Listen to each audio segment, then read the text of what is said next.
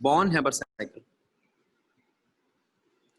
मैंने एग्जांपल लिया NaCl बनाने का। NaCl बनता है Na सॉलिड और हाफ क्लोरीन के गैसियस मॉलिक्यूल से।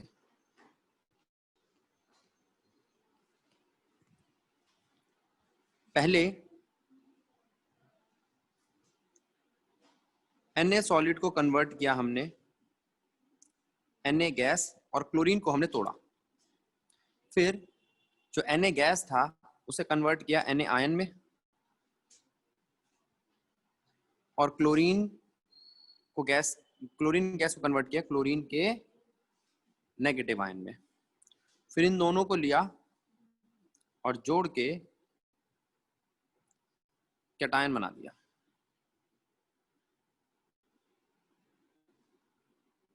अब देखो क्या क्या चीजें की। जब Na से Na गैस बनाया तो एक एंथैल्पी लगी सब्लिमेशन की।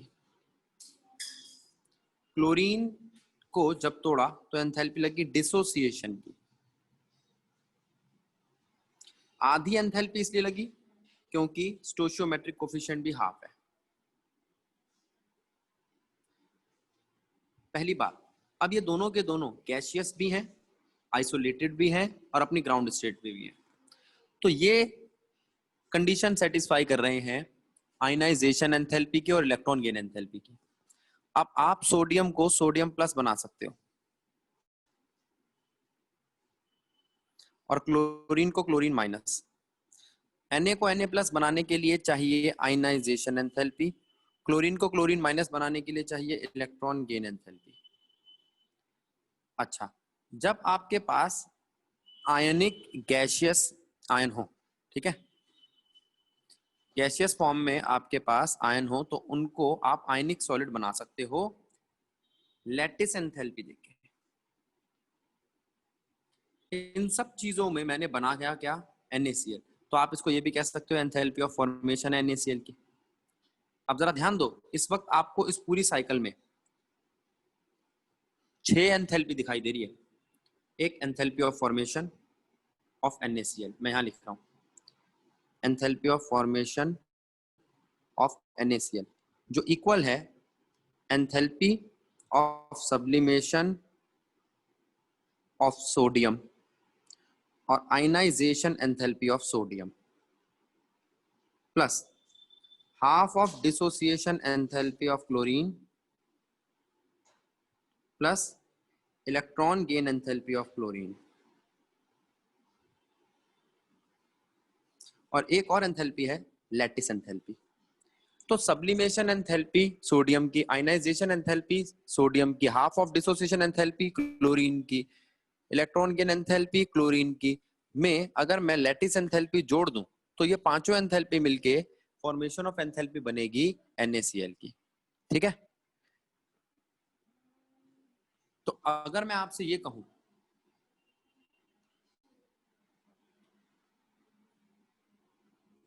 कि कार्बन को मैं ऑक्सीजन दूं, ऑक्सीजन का एक मॉलिक्यूल, और CO बनाऊं, और CO को मैं एक और ऑक्सीजन दूं और CO2 बनाऊं, तो यहां पर लगी एंथैल्पी 1, यहां लगी एंथैल्पी 2। ठीक है, या इसका उल्टा मैं ऐसा करूं कि कार्बन को सीधा पूरा एक ऑक्सीजन दूं और CO2 ही बना दूं, तो यहाँ लगेगी एंथैल्पी डेल्टा। तो आप ये कह सकते हो कि भैया डेल्टा H इक्वल है delta H1 plus delta H2। मुझे बस इस चीज से मतलब है कि इनिशियली रिएक्शन क्या था और फाइनली प्रोडक्ट क्या बना। अब वो 2 स्टेप में बने या एक ही स्टेप में बने, उससे कोई फर्क नहीं पड़ता। इसी को कहते हैं हेस लॉ। अच्छा, जैसे आपको पता है सर्दी। अब मेरी बात सुनो, एक चीज मैंने आपको पहले भी कराई थी, AB सॉलिड है, उससे AB एक्वस बनाते हैं, इसे हम एंथैल्पी ऑफ सॉल्यूशन कहते हैं। लास्ट क्लास में कराई थी। फिर मैंने आपको बताया था ये बनेगा A+ gaseous, B minus gaseous, और अगर इसको इसमें कन्वर्ट करना है तो हाइड्रेशन, हाइड्रेशन एंथैल्पी लगेगी। यहाँ सर पे लैटिस एंथैल्पी। तो आप कह सकते हो हेस लॉ के हिसाब से enthalpy sir of solution is equals to lattice enthalpy plus hydration enthalpy. ठीक है, सर अब जरा ध्यान देखो, हम बात कर रहे हैं आपसे हेस लॉ की। यहां पर हमने एक रिएक्शन ली है,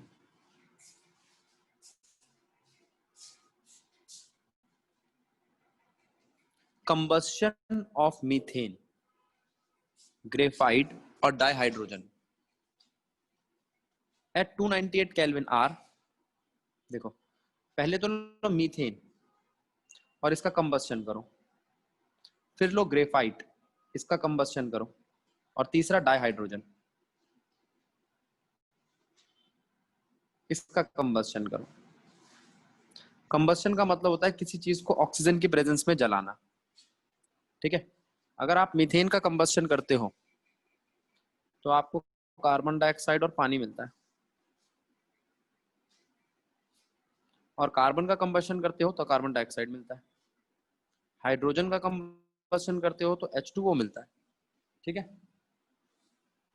तीनों के कंबस्शन में उसने कहा 3 एंथैल्पी बनी, H1, H2 और H3।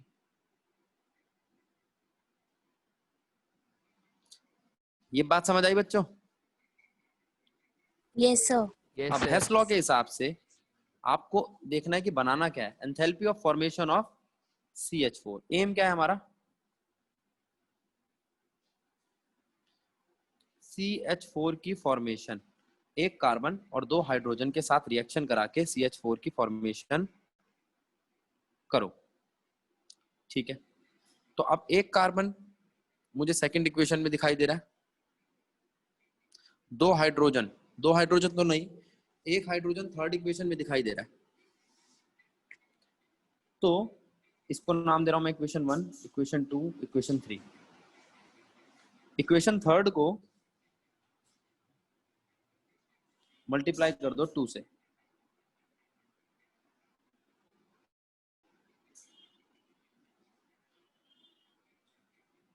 तो वो बन जाएगा 2H2 plus O2 gives you 2H2O, और डेल्टा H4 बन जाएगा ट्वाइस ऑफ डेल्टा H3। ठीक है, अब मुझे ये CH4 चाहिए लेकिन प्रोडक्ट में, तो फर्स्ट इक्वेशन को मल्टीप्लाई कर दो -1 से, तो इक्वेशन उल्टी हो जाएगी। CO2 plus 2H2O gives you CH4 plus O2, और डेल्टा H5 आएगा माइनस डेल्टा H1। अब पहले इन बातों को समझो। मेरे को 3 इक्वेशंस दी थी, पहली में था कंबस्शन मीथेन का, दूसरी में था कंबस्शन कार्बन का, तीसरी में था कंबस्शन हाइड्रोजन का। पहली में मुझे मीथेन मिल गया लेकिन रिएक्टेंट की साइड पर, इसलिए मैंने इसको -1 से मल्टीप्लाई किया। दूसरी में मुझे कार्बन मिल गया, तीसरी में मुझे हाइड्रोजन मिला लेकिन एक, मुझे 2 चाहिए थे इसलिए मैंने 2 से मल्टीप्लाई किया। तो 2 से मल्टीप्लाई करके ये इक्वेशन आई, और इसको -1 से मल्टीप्लाई करके मैंने प्रोडक्ट में ले लिया। अब मेरे पास सब कुछ है लेकिन कुछ चीजें एक्स्ट्रा हैं, जैसे मुझे कार्बन चाहिए, हाइड्रोजन चाहिए, CH4 चाहिए। CH4 चाहिए लेकिन CO2 और H2O नहीं चाहिए। अगर मैं ऐड करता हूं, इन इक्वेशंस को, इक्वेशन सेकंड, इक्वेशन फोर्थ और इक्वेशन फिफ्थ, इनको ऐड करता हूं, तो यहां पर ऐड करने पर क्या क्या चीजें कट रही हैं? कार्बन डाइऑक्साइड कटता दिखाई दे रहा है मेरे को, 2H2O कटते दिखाई दे रहे हैं। अब O2 चेक करना है, क्या O2 कट रहा है प्रॉपर? देखो एक गलती, मैंने बैलेंसिंग नहीं करी थी यहाँ पे, 2O2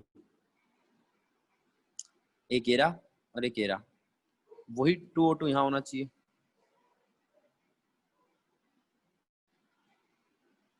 अब ठीक है, अब क्या ये कट रहा है? 2O2 इसके ऑक्सीजन के साथ और इसके ऑक्सीजन के साथ कट रहा है। तो अगर मैं आपसे कहूं कि ऐड कर दो इक्वेशंस, कौन कौन सी?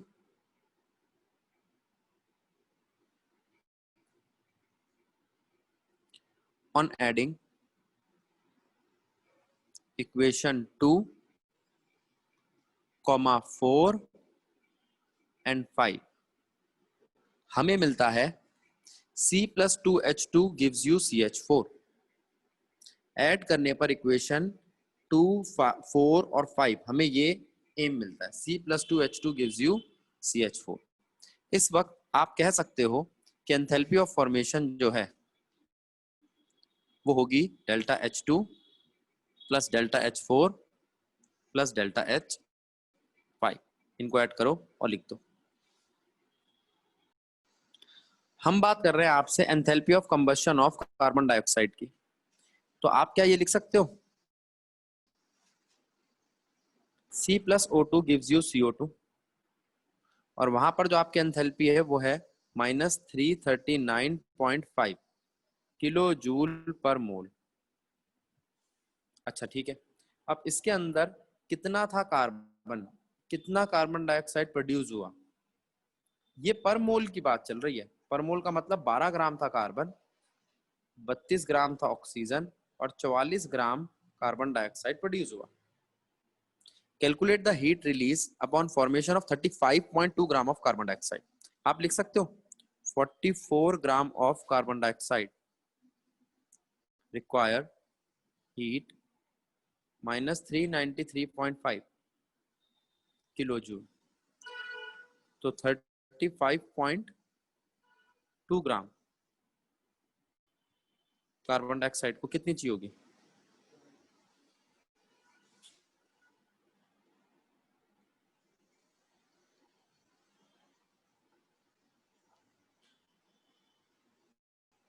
तो ये मोल कंसेप्ट पे बेस्ड क्वेश्चन था, क्वेश्चन नंबर 11। अब बारी आती है क्वेश्चन नंबर 12 और 13 की। क्वेश्चन नंबर 12 देखते हैं क्या कह रहा है। The enthalpy of formation of CO, CO2, NO2, NO, N2O और N2O4 इज गिवन बिलो। ठीक है, find the value of reaction.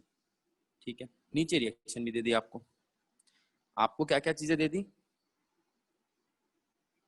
Enthalpy they the CO की, एंथैल्पी दे दी CO2 की, एंथैल्पी दे दी N2O की और एंथैल्पी दे दी N2O4 की।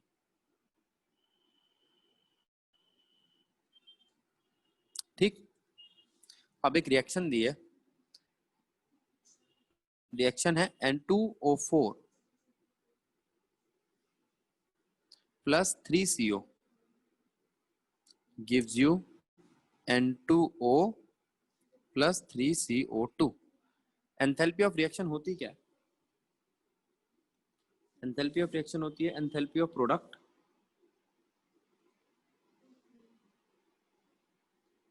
Minus enthalpy of reactants.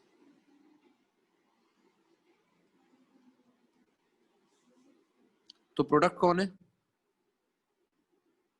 NO2, N2O और 3 enthalpy CO2 minus enthalpy of N2O4 plus 3 enthalpy of CO। तो यहां पर आपके पास NO2, N2O, CO2, N2O4 और CO सारी एंथैल्पीज हैं।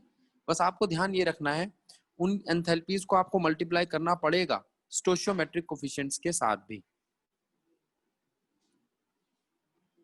स्टोइचियोमेट्रिक कोफिशिएंट कौन है? देखो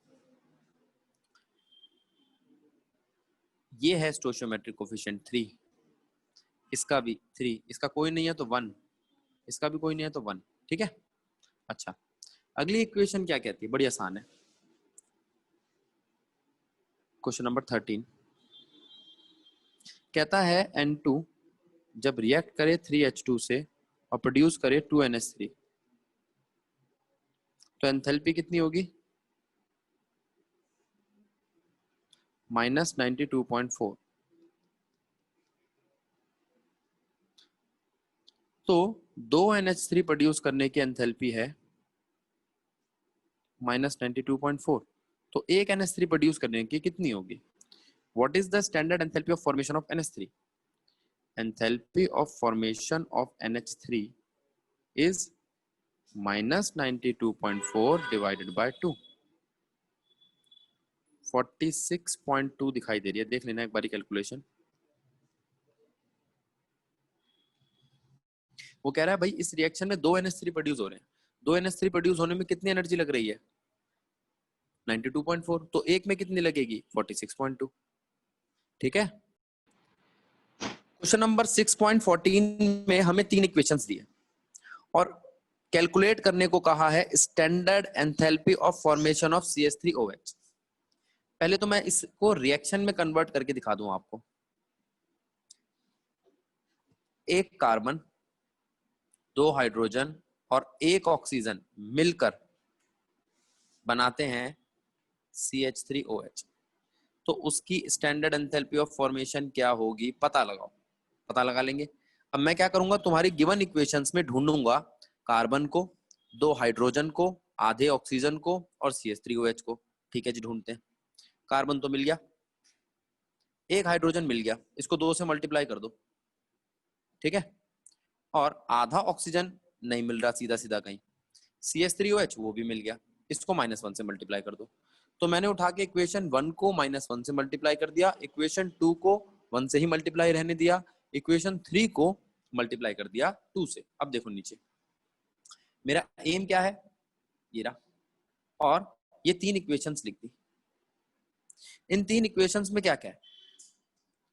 पहली इक्वेशन को तो उल्टा कर दिया मैंने, इस फर्स्ट इक्वेशन को मैंने उल्टा करके लिख दिया। ठीक है, फर्स्ट इक्वेशन को उल्टा करके लिख दिया। सेकंड इक्वेशन में नॉर्मल उतार दी, और जो थर्ड इक्वेशन है उसको 2 से मल्टीप्लाई कर दिया। अब मुझे दिखाई दे रहा है मुझे चाहिए क्या क्या? ये चाहिए, मुझे ये चाहिए, मुझे ये चाहिए, कोई दिक्कत नहीं है। क्या नहीं चाहिए? कार्बन डाइऑक्साइड नहीं चाहिए, कट गया। पानी नहीं चाहिए, 2 मॉलिक्यूल्स, कट गया। ठीक है। अच्छा, अब मेरी बात सुनना, यहां O2 बच गए हैं, 1 मॉलिक्यूल O2 का ये रहा, 1 मॉलिक्यूल O2 का ये रहा, और 1.5 मॉलिक्यूल ये रहे। अगर मैं इन्हें कट करता हूं तो पूरे नहीं कटेंगे, आधा मॉलिक्यूल बचेगा, और आधा मॉलिक्यूल मुझे चाहिए भी। अगर मैं इन दोनों को देखूं, मैं कलर चेंज कर लेता हूं, रुको। ये देखो, ध्यान इसी पे देना था आपको, O2 पे। इन दोनों O2 को देखूं और इसको देखूं, तो 2 O2 में से अगर 1.5 गए तो बचा आधा। आधा किस तरफ बच रहा है? दिखाई दे रहा है, रिएक्टेंट की तरफ। और जो मेरा एम है उसमें भी आधा O2 बचना चाहिए। तो ऑन एडिंग इक्वेशन 4, 5, 6 हमारा काम हो जाएगा, हमें एम मिल जाएगा। इसलिए यहां पर हमने ये किया, देखो, ऑन एडिंग इक्वेशन 4, 5, 6 हमें मिलता है delta H4 delta H5 plus delta H6। काम हो गया। एंथैल्पी ऑफ फॉर्मेशन हो गई CHCl3 की।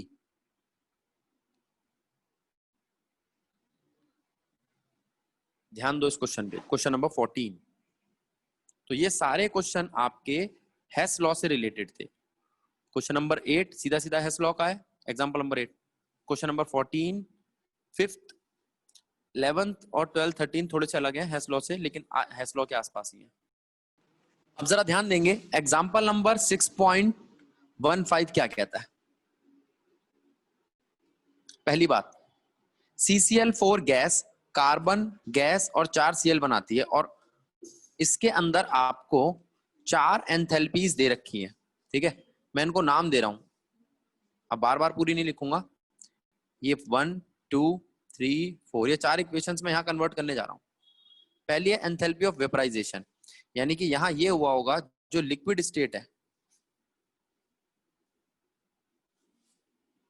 लिक्विड स्टेट से गैसियस स्टेट में आया होगा CCl4, तो एंथैल्पी ऑफ वेपराइजेशन लगा होगा। इसको मैं डेल्टा H1 बोल रहा हूं। यह 30.5 किलो जूल पर मोल। पहली इक्वेशन हो गई। दूसरी इक्वेशन, CCl4 की फॉर्मेशन, भाई CCl4 बनेगा कैसे? एक कार्बन सॉलिड चाहिए, 2 क्लोरीन, ठीक है, और क्या चाहिए? बस इन्हीं से बन जाएगा, नमक स्वाद अनुसार। तो आपके पास डेल्टा H2 आ जाएगी। तीसरी equation, enthalpy of atomisation of carbon, भाई कार्बन सॉलिड फॉर्म में है, उसको एटमाइज करना है तो अकेला करो और गैसियस करो, तो ये हो गई डेल्टा H3। चौथी इक्वेशन, क्लोरीन का एटमाइजेशन। क्लोरीन का एटमाइजेशन कैसे होता है? क्लोरीन थी गैसियस फॉर्म में, उससे 2 क्लोरीन कन्वर्ट कर लिए गैस की फॉर्म में। तो एक बात समझ लो, एटमाइजेशन का मतलब है एटम अकेला होना चाहिए और गैस की फॉर्म में होना चाहिए। एटम अकेला होना चाहिए और गैस की फॉर्म में होना चाहिए। एटम अकेला होना चाहिए और गैसियस फॉर्म में होना चाहिए, खत्म कहानी। अब आपके पास 4 एंथैल्पीज है, एंथैल्पी 1, एंथैल्पी 2, एंथैल्पी 3, एंथैल्पी 4। अब जरा इन रिएक्शंस को देखो। इस रिएक्शन में मैं वेपराइजेशन कर रहा हूँ, लिक्विड को गैस में कन्वर्ट कर रहा हूँ। इस रिएक्शन में मैं फॉर्मेशन कर रहा हूँ, CCl4 को बनाकर दिखा रहा हूँ। इस रिएक्शन में मैं एटमाइजेशन कर रहा हूँ, एटमाइजेशन में मैं सॉलिड को गैस में कन्वर्ट कर रहा हूँ। लास्ट चौथी रिएक्शन में मैं एटमाइजेशन कर रहा हूँ, 2 मॉलिक्यूल्स हैं उनको तोड़ रहा हूँ। अब कोई बच्चा क्या भैया ये तो डिसोसिएशन है, बिल्कुल सही, डिसोसिएशन है।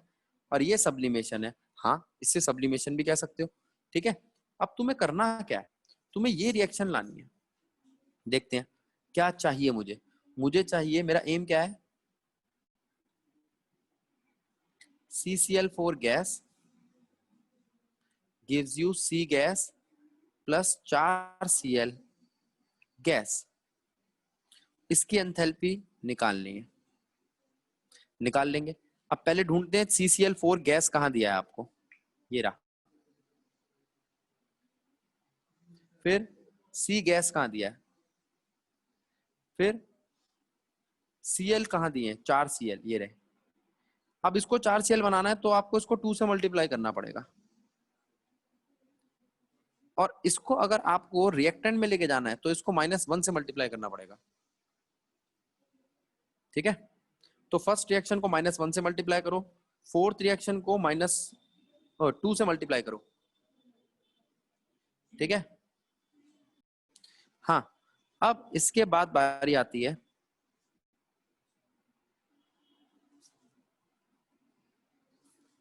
यहां पर जो चीजें नहीं चाहिए वो तो कट ही नहीं रही। अब कार्बन सॉलिड को किससे काटूं, ये रहा कार्बन सॉलिड। Cl2 गैस को किससे काटूं, ये रहा। और CCl4 लिक्विड को किससे काटूं, ये रहा। लेकिन इसके लिए मुझे इसको भी -1 से मल्टीप्लाई करके रखना पड़ेगा। तो जो डेल्टा H है ना, डेल्टा H क्या आएगा हमारा, डेल्टा H आएगा माइनस का डेल्टा H1 प्लस माइनस का delta H2 plus delta H3 plus twice of delta H4, minus का डेल्टा H1 माइनस का delta H2 plus delta H3 plus twice of delta H4। ये CCl4 की formation होगी।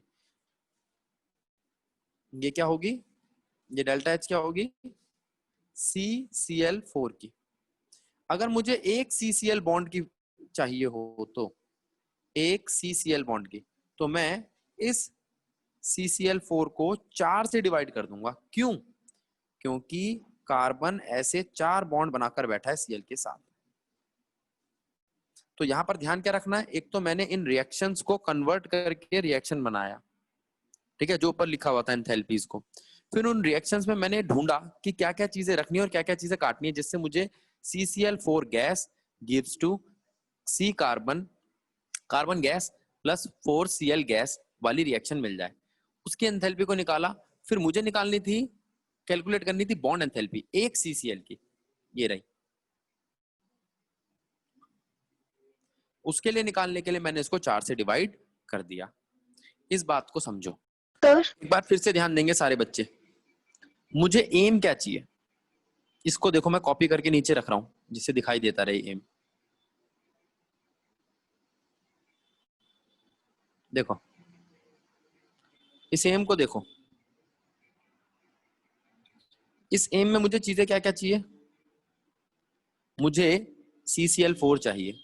अब भैया CCl4 तो product में पड़ा है, मुझे रिएक्टेंट में चाहिए, तो उल्टा है, इसलिए मैंने -1 से मल्टीप्लाई किया। मुझे कार्बन चाहिए गैस वाला, ये रहा, कोई दिक्कत नहीं है, यहीं पे चाहिए। मुझे 4 क्लोरीन चाहिए, इसको 2 से मल्टीप्लाई कर दिया, कोई दिक्कत नहीं है। लेकिन ये रिएक्शंस करते हुए मुझे ये तो फ्री में मिले हैं, ये मुझे नहीं चाहिए, इनको काटो। कैसे काटें? 2 से मल्टीप्लाई हो चुका है, 2Cl2 एक कार्बन CCl4, कैसे काटूं? तो इसको काटने के लिए मैंने इस इक्वेशन का इस्तेमाल किया, क्योंकि इसके अंदर 2Cl2 है, कट जाएगा, एक कार्बन है, कट जाएगा, लेकिन एक डायरेक्शन में, इसलिए मैंने इसको मल्टीप्लाई करा -1 में।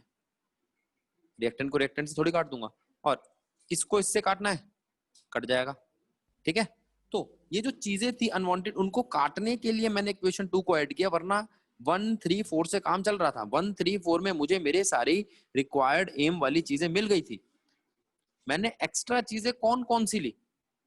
मैंने ली CCl4 जो मेरे को पहली इक्वेशन में मिल गई, थर्ड इक्वेशन में कार्बन सॉलिड, और क्लोरीन गैसियस फॉर्म में फोर्थ इक्वेशन में। इनको काटने के लिए क्या करता मैंने सेकंड इक्वेशन को ऐड कर दिया। ठीक है बच्चों, अब जरा ध्यान दो, यहां एक गलती कर रखी है मैंने, ये गैस लिख दिया है, ये गैस नहीं है, ये लिक्विड है।